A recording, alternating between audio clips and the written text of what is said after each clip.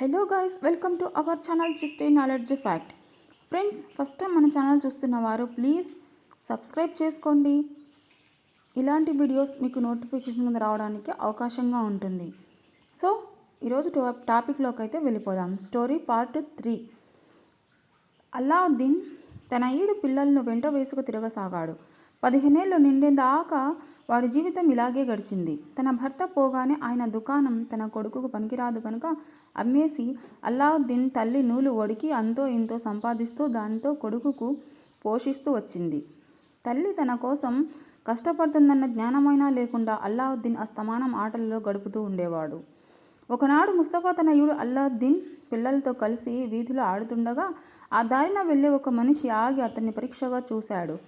ఈ మనిషి Africa ఖండంలోని Morocco దేశం నుంచి వచ్చిన ఒక మురజాతివాడు.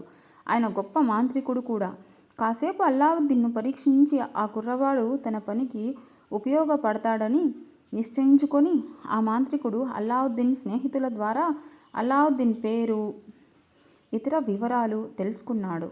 తర్వాత ఆయన అల్లావుద్దీన్ను సమీపించి, నాయనా, నువ్వు ముస్తఫా అనే దర్జీకి కొడుకువు కదూ అని అడిగాడు. స్టోరీ నచ్చితే ప్లీజ్ కామెంట్ చేయండి. Please subscribe to my channel.